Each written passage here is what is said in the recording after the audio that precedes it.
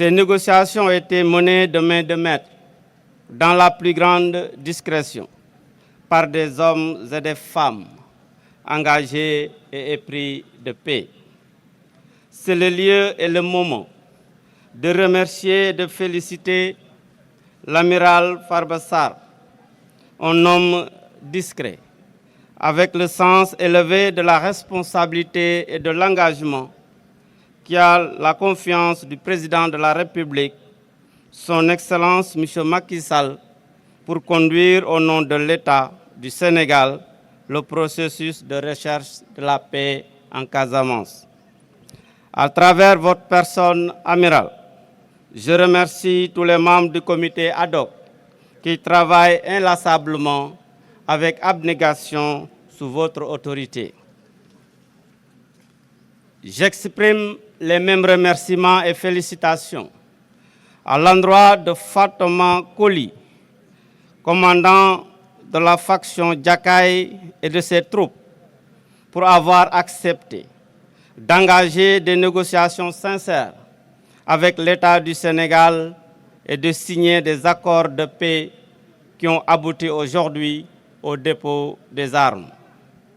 Ce dépôt des armes n'est pas pour vous, combattants de la faction de Jakaï, un déclin, mais c'est un acte de bravoure, traduisant votre fort engagement de faire la paix et de travailler désormais pour le développement économique et social de la Casamance.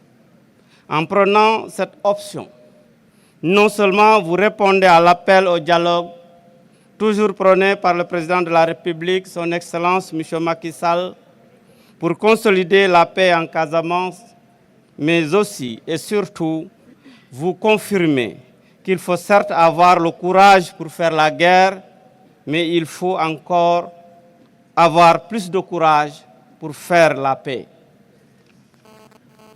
Par cet acte, vous rentrez dans l'histoire pour y demeurer à jamais, en montrant à vos frères des autres factions du MFDC la voie à suivre pour une paix définitive en Casamance.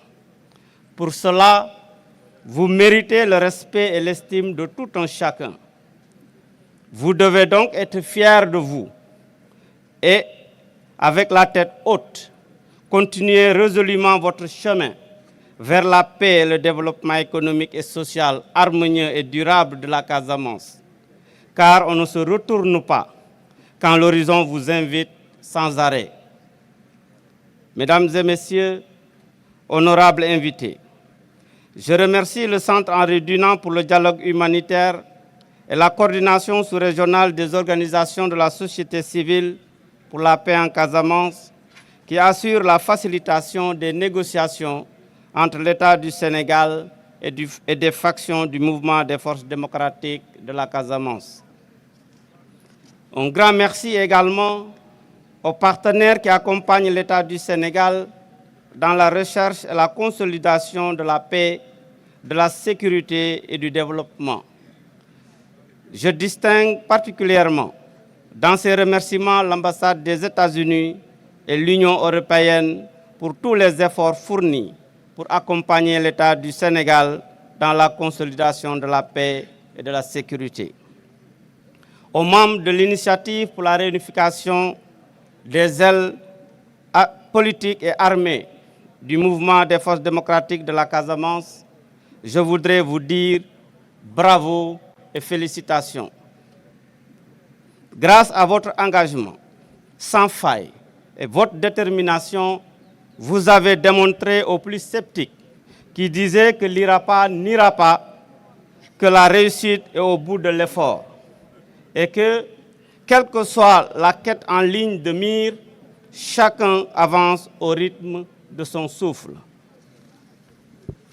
Mesdames, Messieurs, honorables invités, chères populations, ceux qui ont déposé les armes aujourd'hui vont devoir reprendre leur place dans la vie civile et réintégrer la communauté. Pour ce faire, quelles que soient les souffrances ou les dommages subis, je vous invite chacune et chacun au pardon et à la réconciliation, à apprendre à oublier et à regarder devant soi pour asseoir une paix sociale durable.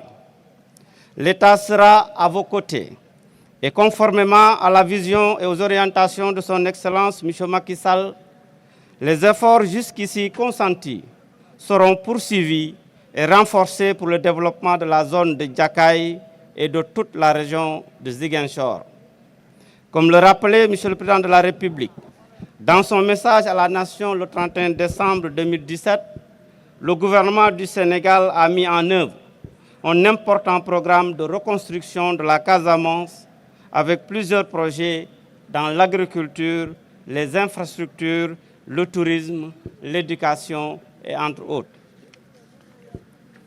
Ensemble donc, consolidons la paix et poursuivons le dialogue et la concertation en vue de faire le pas décisif vers la paix définitive, une paix sans vainqueur ni vaincu, comme nous y invite M. le Président de la République